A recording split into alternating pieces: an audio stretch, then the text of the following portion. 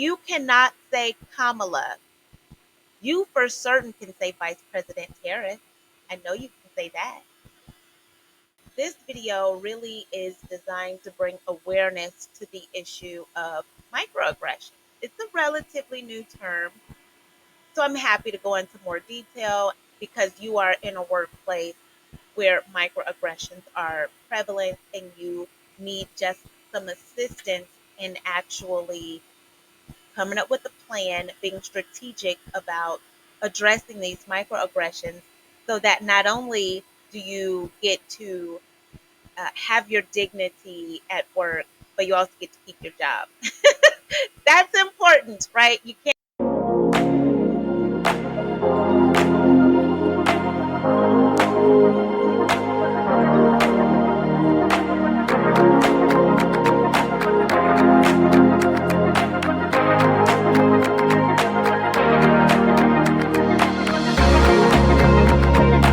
Welcome to my channel. Today in this video, I'm going to be talking about microaggressions. Like, how do you uncover them and how do you address them?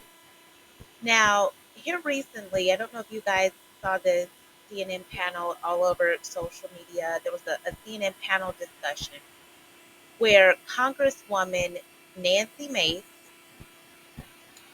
had the audacity to sit up and mispronounce Kamala's name several times and purposefully, and even said out of her mouth, I'll pronounce it however I want to pronounce it, when everyone else was trying to correct her politely, right? Trying to correctly guide her back to what she should be doing is pronouncing Kamala's name correctly. Everybody knows her name by now. And even if when you very first see it, you mispronounce it, when somebody corrects you, then you just go in the mirror, you practice it a couple of times, you get it right. Or if you just cannot, your tongue just cannot go in a way to say Kamala, then you call her Vice President Harris. That's okay too. That's acceptable. But what's not acceptable is to say her name incorrectly.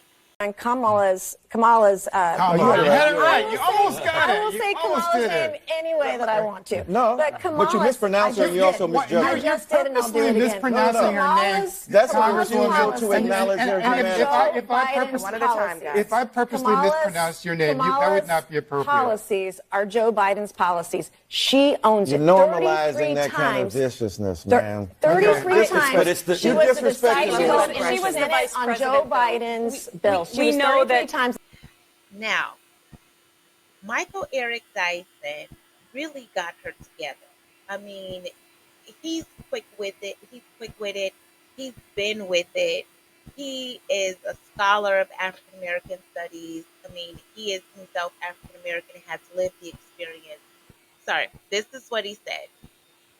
This Congresswoman is a wonderful human being. But when you disrespect Kamala Harris by saying you will call her whatever you want, and I know you don't intend it to be that way, that's the history and legacy of white disregard for the humanity of Black people. Now, I agree with everything he said, except for I know you don't intend it to be that way, because I think she did intend it to be that way, honestly. That's why she said, I'll call her whatever I want to call her. That is the white disregard for the humanity of Black people and our experiences that we lived in this country, right? Setting boundaries when there are microaggressions present. It's not always an easy thing. And in fact, if you are have lived the Black experience because you yourself are a Black person, or if you are in any other marginalized group, LGBT community, Asian, uh, American Pacific Islander. I mean, literally any other marginalized group, Hispanic. I had a coworker that I will call Bob because I don't want to say his real name, but we will call him Bob. Well, Bob originally was really just refusing to get my name right, right? He would say, I would say, hey, good morning, Bob. Good morning, Nakakala. I said, no, it's Nikila. Oh, okay. Yep. Next day.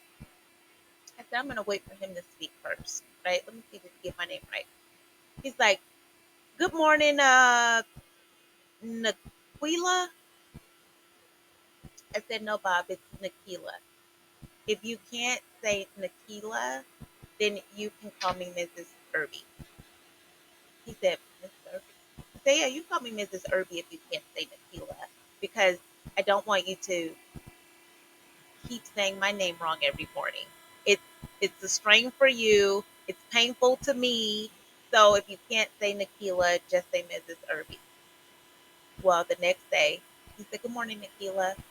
Has been saying my name perfectly for years ever since, right?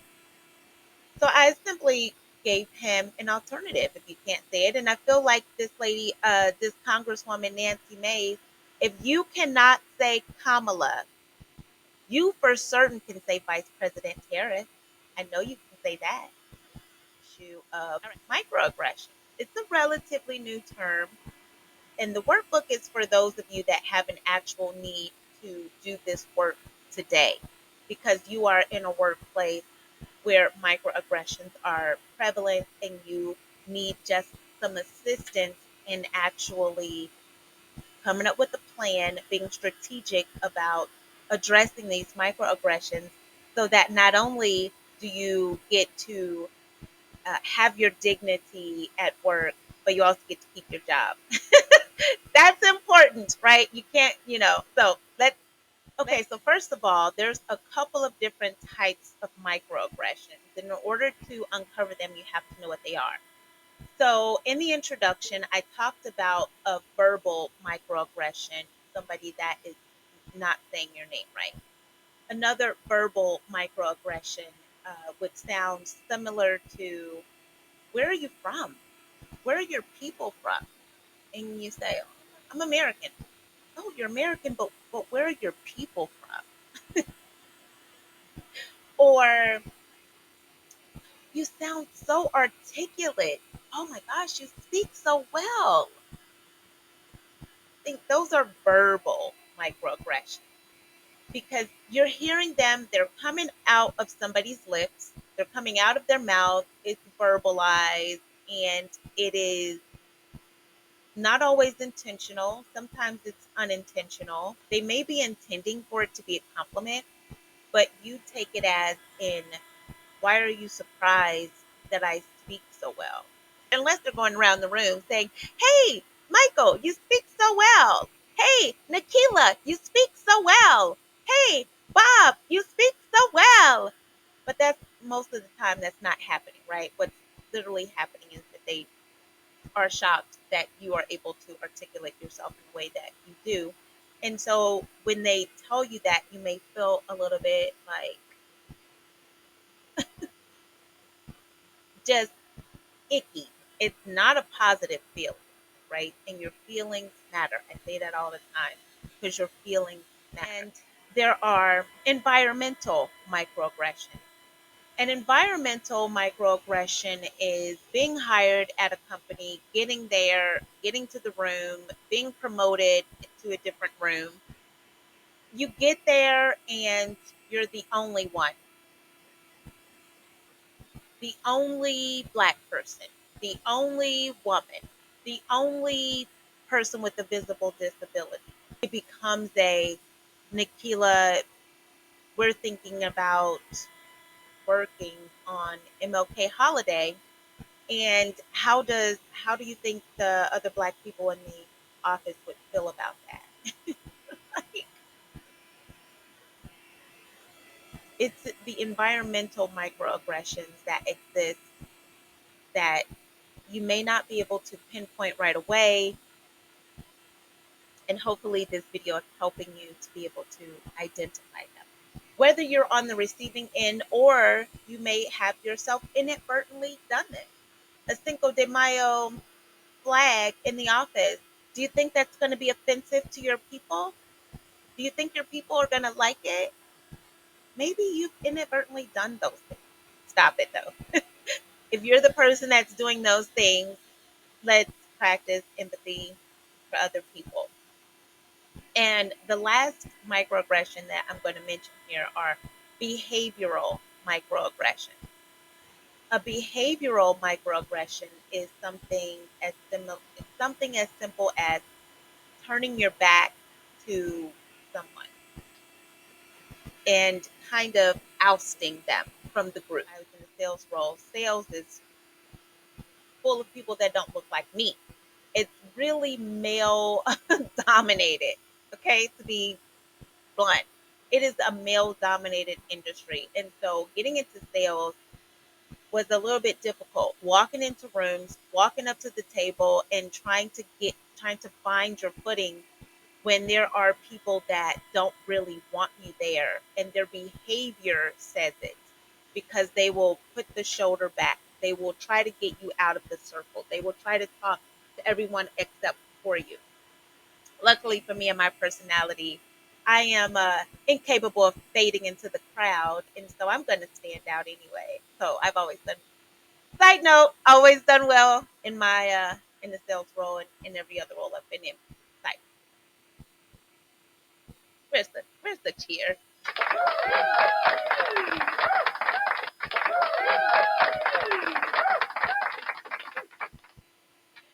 Okay, people.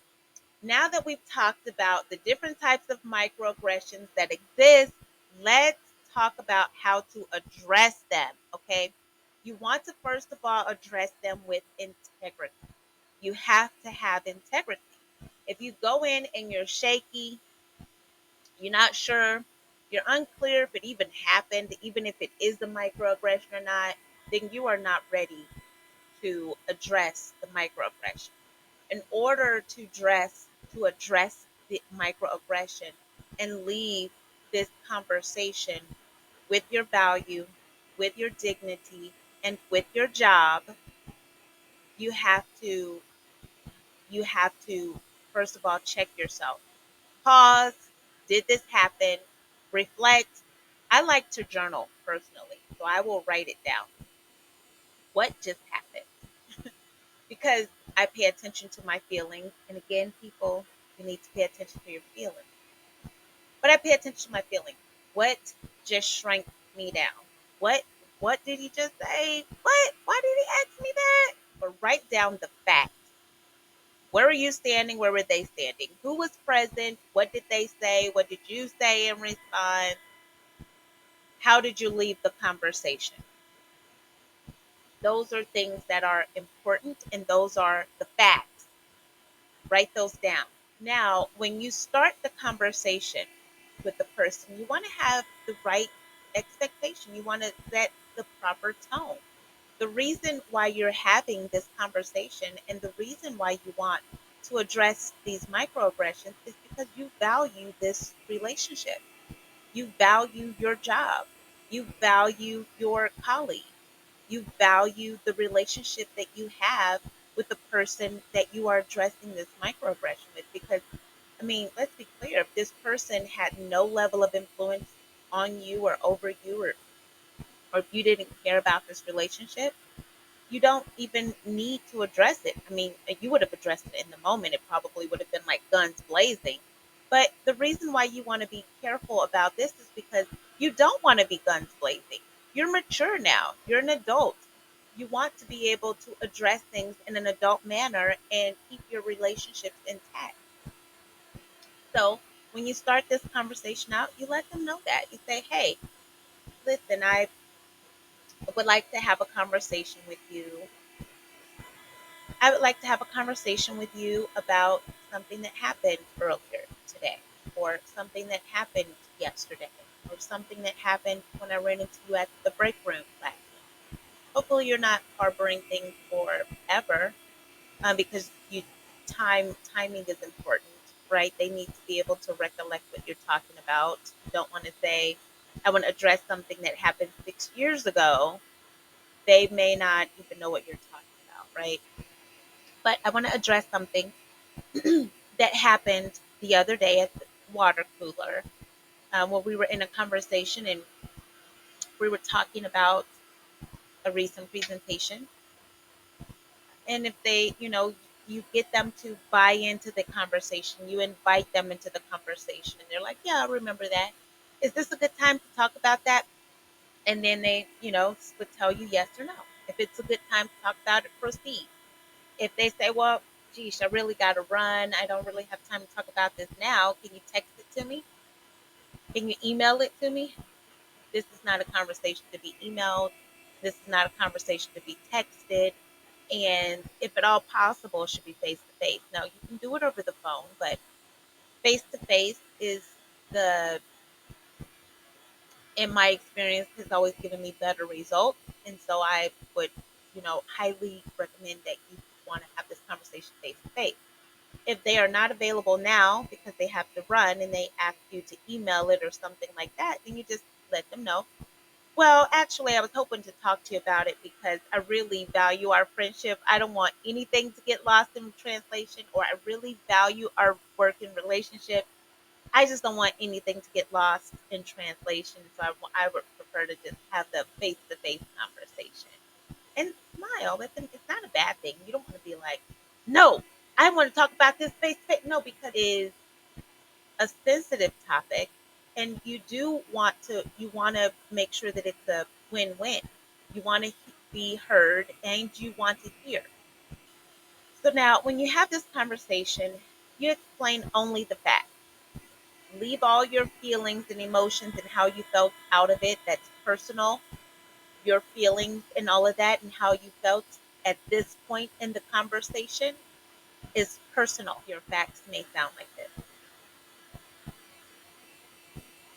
Yesterday, when I did my presentation, I noticed that you had given everybody a high five.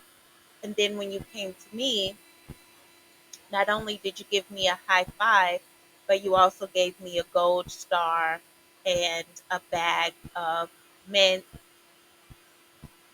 And I'm just curious, did you give anybody else the bag of mints or a gold star as well? Time you ask a question and you wait and you listen for the answer, because maybe there was a legitimate reason, or maybe he did give everybody gold stars and mints afterwards, but you weren't there to see it. And if that's the case, that's fine. Now you have clarity. That's the point of this conversation, right? You want to be able to maintain your relationships. And if that's the case, you can kind of start to end the conversation from there, but not abruptly, because you invited them into this conversation and you want to close it out with them still in this conversation. So, if that is the case, at this point in the conversation, you're going to say, oh, cool, I thought you were singling me out and it was really making me feel like singled out. But I'm glad, but if you gave everybody a gold star, then that's good to know. Thanks. I appreciate it. And then you guys will finish the conversation and then you end it. If that's not the case, then he's like, well, I gave you the gold stars because typically you're not in these rooms and I wanted you to feel comfortable. And then that's when you let them know. So I feel most comfortable, just so you know, I feel most comfortable when I'm a part of the group, when I feel a part of the team, when I feel included. And I want to continue just feeling like a part of the team. I don't appreciate being singled out. I am pretty sure most people don't appreciate being singled out. In fact, it made me feel singled out when you did that, and that's when you can let them know how you feel. Now it's appropriate. It made me feel singled out, and I work best when I'm a part of a team, when I feel included. So going forward, I just want to, that's why I wanted to have this conversation. See, you get it? Like, going forward, I don't want to feel singled out. I want to just be a part of the team like everybody else. How do you feel about that? 9 times out of 10, people respect what you want. They will come up to your expectation. And you've just set an expectation that going forward you want to feel included, and what they did was the opposite of that. And once they agree, then you thank them for being a part of the conversation. You thank them for valuing your relationship as much as you do. Now, I had a situation that inspired me to create the workbook that's on my Etsy page. So the Etsy link is in my description. So I will be sure to click down and get that if you need it. But the situation that inspired me really to put this workbook out is, one, I've dealt with microaggressions for a while, and I consider myself experienced. But the situation that really inspired it.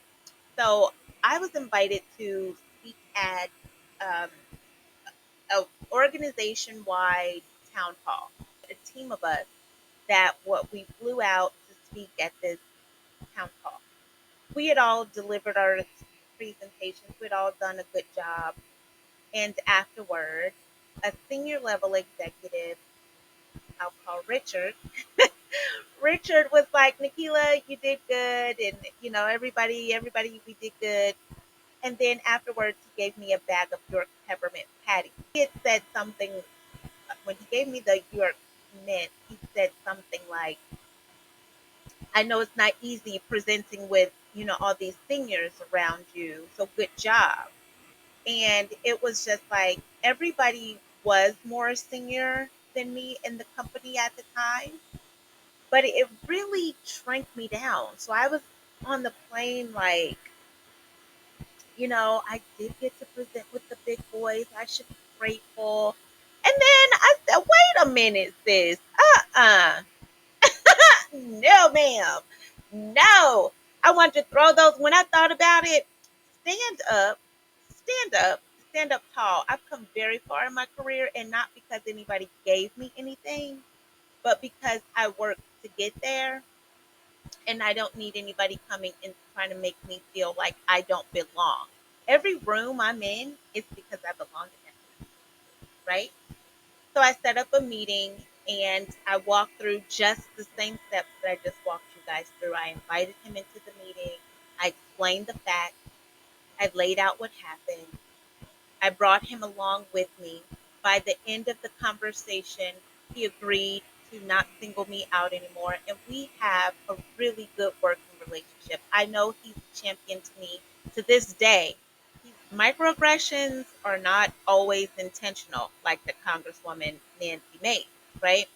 They're not always intentional. Sometimes they are unintentional. And so, in order for you to address them, you need to really take that point in so that you yourself will have empathy as you are addressing microaggressions. The empathy has to be on both sides of the coin. Okay? So, where you're going in and basically saying, remember my black experience, my black trauma. I want you to empathize with my black experience and my black trauma. Then you also have to empathize with somebody that has maybe privilege and just they don't know. But they're willing to know. So, and if you're willing to, you have that spirit that you can bring somebody along with you, then by all means do it because the world needs allies. May you have the day that you plan to have. Okay. Thank you for tuning in. And I will see you on the next one. Bye. Drop a comment and let me know what resonated with you most from this video. Like, share, and subscribe. Thanks, everyone.